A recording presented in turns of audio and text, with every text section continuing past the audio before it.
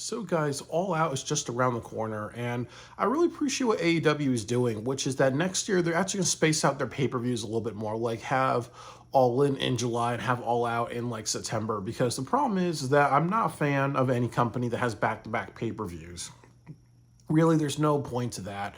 Because I remember, I think it was when WWE, they had one pay per view, then they had the Elimination Chamber, then they had another pay per view. So it's really bad when you do that because the big issue is that you throw matches together and you really don't have time to have great feuds. So I do have a bunch of matches for the All Out card, and I'm going to explain all of them. And I'm also going to talk a little bit about each one and just tell you why these are good matches and why these feuds are important.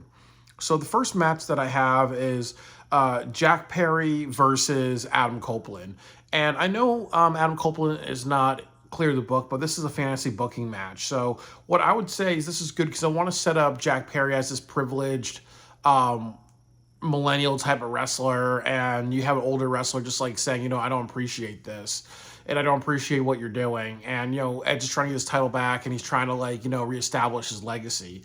So if he's not available, I would say Mark Briscoe, because Mark Briscoe is another wrestler. I think he's close to 40, but he's really just, been putting in his time. So you can have Jack Perry win and do it like that, really. I think the third person I would say is Orange Cassidy, because I know the fans like Orange Cassidy, but then again, it would feel more like a Tony Khan match instead of a match with a bit of a story that you could tell. The next match I would do is Okada versus Takeshita for the Continental title. And the reason why I want to do this is that, as I said, the Don Callis family needs a reset button.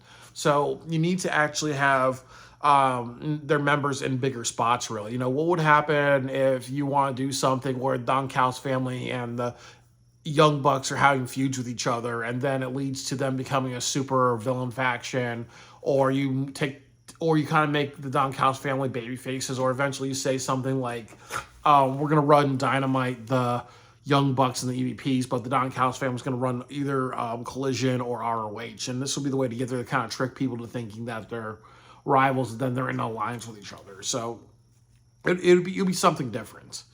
The next match is Will Ospreay versus Pac. I do think that if you're going to do at All In, you're going to do MJF versus Will Ospreay. Will Ospreay needs to win the title back because he's been losing a couple of times. So you need to have him back. You need to have him use the Tiger Driver. And then also you're kind of putting him in the same situation of Pac just being a very heartless heel. And Will Ospreay's like, it seems like my killer instinct's the only thing that can save me, really. So you have this match, and you have him retain the U.S. title. The next match is Willow Nightingale versus Chris Statlander, CMLL title.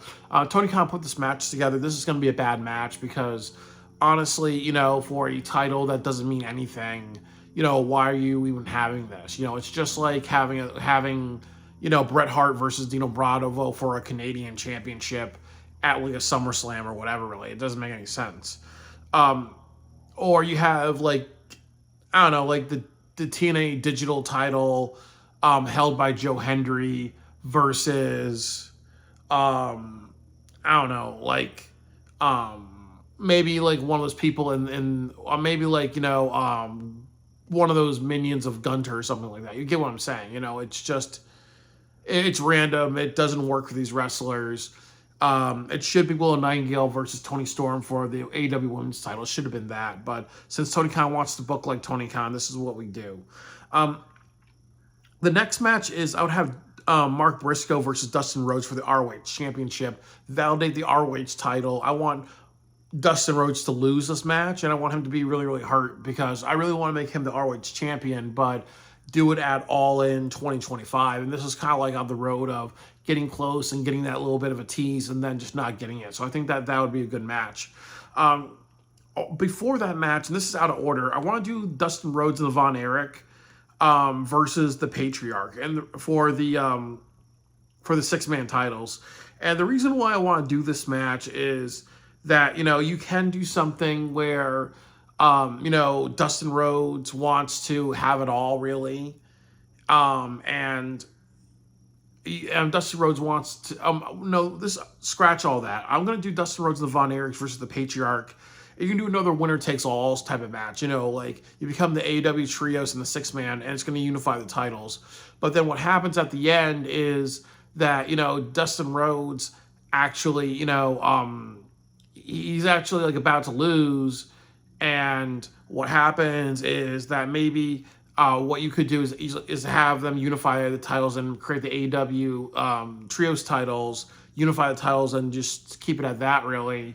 Or you do something where Sammy Guevara like interferes just to help out Dustin, or you can do something where Dustin's about to win and then the Patriarch beat him down, really, and it's really clear to everybody that Dustin was going to not get through this. Or you can even have just a grudge match. They don't defend the titles. So you have Dustin the Von Erich versus the Patriarch. Dustin gets the pinfall, and then you kind of set that up as, well, Dustin's kind of really just happy that he's actually doing very well. He has the ROH Championship later tonight. He loses because he's just overworked himself, and he creates a storyline of this guy who's actually trying to like put too much work on his thing. And then the other thing about this is that it sets up, Luke, maybe like you have Nick Wayne get pinned and then by Dustin, and then you have Christian blame Luchasaurus, and then you kind of go down that road, because eventually I think by the end of the year you need to get Luchasaurus versus Christian Cage, unless you want to make them long-term trios champions. But that has to kind of be, you need to kick it up a notch. And I think Luchasaurus needs to be the AEW champion, or he needs a strong push in 2025, really. So they have to get there somehow.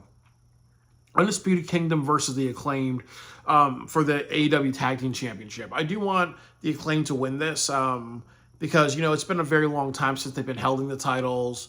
The Young Bucks can't retain because they're going to continue that cycle of, not defending their AEW Tag Team title. They tried that for like 4 or 5 months. It's not worked. Get the fuck over it, really. So you have the Undisputed Kingdom, because I want the Undisputed Kingdom to be Tag Team Champions of AEW, not in ROH. You need to graduate them to AEW, and they try to go after that. So you can do something where they actually win, then you have Adam Cole and Wardlow interfere, or they say, oh, well, we're not part of, oh, you faced us, but we're actually not the tag team. It's Wardlow and Adam Cole. And you kind of set that up, really, because you have to do something where you have to relaunch the Undisputed Kingdom. They actually lose too much. The next match that I would do is MJF versus Danny Garcia in the First Blood match. This would be a good one because this could be nice and quick, or you can even do something where MJF's about to come out, Danny Garcia hits him from behind, it starts the match, it's all bloody, and we're cheering for Danny Garcia. That way you have a quick match, because I have 12 matches on the card. But make Danny Garcia a really big deal. And the way to do that is that if you do Will Ospreay versus MJF at All In, Danny Garcia helps Will Ospreay win without his permission. He just goes in there and he ruins it for MJF. And then they both have a match at All Out, First Blood. That would be a great feud. They would definitely set up some good programming for the next 2 weeks. This will make Danny Garcia a big star. And you need to make new stars with this. You have Saraya versus Toni Storm. I had this. One thing I want to say is that, yes, the reason why I have this is because Will Knight and Chris Statlander are going to do the CMLL title. But Saraya versus Toni Storm, that'll be a really good one, because Saraya could be something like, okay, you know what? I'm going to hold this championship, and I'm going to hold it all the way to Wembley State. I'm going to be holding all to the next Wembley show. We're going to be there in 2026. We're going to be there for 2 years. I'm going to be a 2-year champion. I see, what's her name? Athena do that in ROH. So she can kind of have that perspective. She can probably be like, you know what? I need to take over this time, and that could lead to something. Or you can even do something like add another match at Wembley Stadium, have a women's casino battle royale, have Saraya win that, and then you actually have her have another Wembley Stadium victory, and then she wins the title at All Out. Swerve. The next match I want to have is Layla Hirsch versus Mercedes Moné for the TBS title. Graduate Layla Hirsch to the main roster. She had a really great street fight. I know I've been repetitive about this, but you cannot do something like have people just be in ROH for no reason. You have to kind of be like, okay, well, she wants to try out her luck on the main event, on the main roster. She loses. You build a story of her actually winning the title in the future. Swerve Strickland versus Adam Page. This is going to be for the AEW Championship. Or this could be And this is a little hard for me. I'm not sure who's going to win the AEW championship at all in. But if you have this, I think if you have Swerve win it, he and Adam Page exploding barbed wire death match, 100% this will sell out your arena show if you do this. You have to do something different. You have to do something that the crowd would want. The next match is Bryan Danielson versus Claudio Castagnoli. And the reason why I want to do that is because the way that I would book it is that All In, you have Swerve Strickland versus Bryan Danielson. And then what happens is that Swerve Strickland wins. And then Bryan Danielson celebrates. And maybe you can do something backstage where he gets attacked by Claudio. You said something like Claudio suspended. And you kind of play off the CM Punk spoof or whatever. The CM Punk Jack Perry thing. You kind of do that. And then Bryan Danielson actually comes out and says, me and Claudio. And then Claudio comes out. They have a feud. And they said, I'm going to extend my time in AEW, really, And then what happens is that you have Claudio versus Bryan Danielson at All Out. And I think what you do is have Claudio win.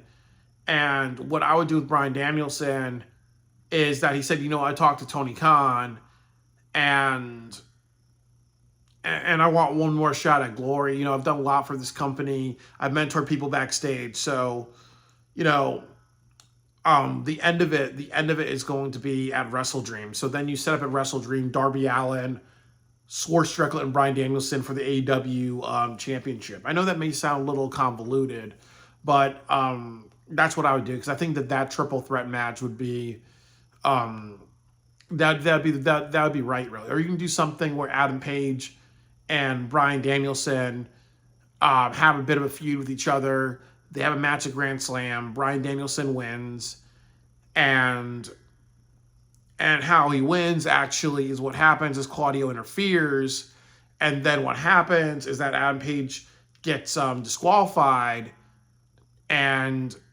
then he attacks Claudio, and then they have a feud with each other, and then eventually you get to Adam Page in a different spot, really, because he can't be going to Swerve and he can't be going to Bryan Danielson or whatever. There has to be something with him. But definitely that's what I would do. I would want to set up Bryan Danielson, Swerve, and Darby Allin at AEW Wrestle Dream.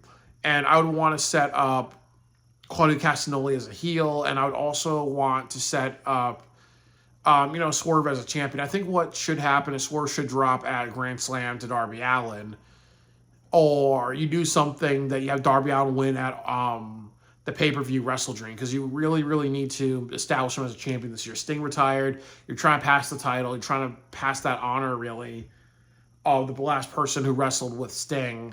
You have to kind of validate Darby Allin this year. And I think that you can have a short run with Darby Allin. You could have it up until Full Gear or Wrestle Full Gear or World's End, and then you put it on somebody that's like legit, like a Wardlow, or you can even have MJF as the champion, and then you can do Wardlow versus MJF and have Wardlow, or you can do MJF versus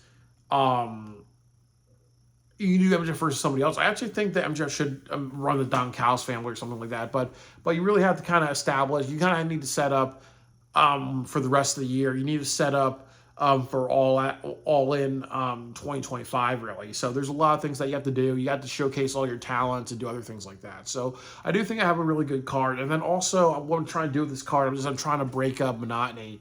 Chris Statlander and Willow Nightingale, that has to end. You have to end Jack Perry and Darby Allin. You also have to end Will Ospreay and MJF. You have to end. I'm looking at this. You also have to end Swerve Strickland, Adam Page, and Bryan Danielson and Swerve Strickland, just in my booking, because the thing is that they keep repeating these things over and over, really. So that's what I would say for my All Out card.